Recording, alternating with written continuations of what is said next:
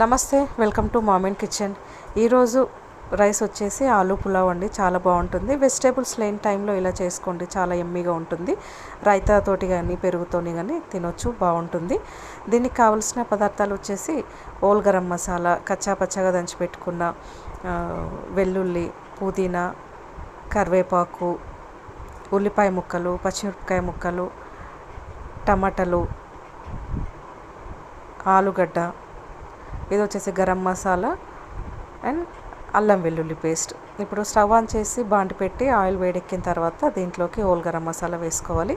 తర్వాత పుదీనా, కరివేపాకు, ఉల్లిపాయ ముక్కలు, పచ్చిమిరపకాయ ముక్కలు వేసి మంచిగా ఫ్రై అవ్వాలి. ఫ్రై అవ్వనిచ్చిన తర్వాత దీంట్లోకి కొద్దిగా ఉప్పును యాడ్ చేసుకోవాలండి. కావలసినంత ఉప్పు వేసి మంచిగా కలిపిన తర్వాత ఇప్పుడు దీంట్లోకి కచ్చా పచ్చగా దంచి పెట్టుకున్న వెల్లుల్లి ముద్దను వేసి మంచిగా కలిపి తర్వాత అల్లం వెల్లుల్లి పేస్ట్ వేసి మంచిగా కలుపుకోవాలి. ఇప్పుడు ఇలా మంచిగా ఇవి ఫ్రై అయిన తర్వాత ఆలుగడ్డ ముక్కలు వేసుకోవాలి. ఈ ఆలుగడ్డ ముక్కలకు బదులు మీరు క్యారెట్ వేసుకోవచ్చు, లేదంటే గ్రీన్ పీస్ వేసుకోవచ్చు, మష్రూమ్ వేసుకోవచ్చు. ఇలా అప్పుడప్పుడు ఇలా చేసుకుంటుండండి, చాలా బాగుంటుంది టేస్ట్. ఇప్పుడు ఆలుగడ్డలు వేసి మంచిగా కలిపిన తర్వాత కొద్దిసేపు మగ్గనివ్వాలి. ఇది వచ్చేసి నిమ్మరసం అండి.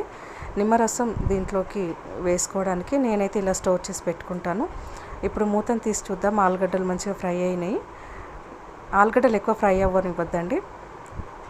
ఇప్పుడు టమాటాలు వేసుకొని కలుపుకొని కాసేపు మగ్గనిద్దాము. ఇది వచ్చేసి రైస్ కడిగి పెట్టుకోవాలి ముందుగానే.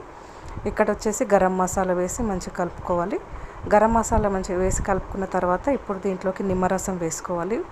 నిమ్మరసం వేసిన తర్వాత దీంట్లోకి కొంచెం షుగర్ని యాడ్ చేసుకోవాలి. షుగర్ యాడ్ చేస్తే ఏంటంటే టేస్ట్ యాడ్ అవుతుంది. ఇప్పుడు మంచిగా ఒకసారి ఫ్రై అయిన తర్వాత స్టవ్ ఆఫ్ చేసి ఈ మిశ్రమాన్ని రైస్లో వేసుకోవాలి. ఇది నేను ఎలక్ట్రిక్ రైస్ కుక్కర్లోనే చేస్తున్నానండి. స్టవ్ మూత పెట్టేసి ఒకసారి ఇలా కలిపి మూత పెట్టేసుకొని స్టవ్ ఆన్ చేసుకోవాలి. మధ్య మధ్యలో కలుపుతూ ఉండాలండి, చాలా బాగుంటుంది. సో మీకు ఈ వీడియో నచ్చినట్టయితే లైక్, షేర్, సబ్స్క్రైబ్ అండి. ఇప్పుడు మూత పెట్టేటప్పుడు మనం కొద్దిగా నెయ్యిని వేసుకోవాలి. సో ఎంతో టేస్టీ ఆలూ పులావ్ రెడీ అండి. చూసారా ఎంత ఎమ్మీగా వచ్చిందో, చాలా బాగుంది కదా. థ్యాంక్ యూ ఫర్ వాచింగ్ అండి.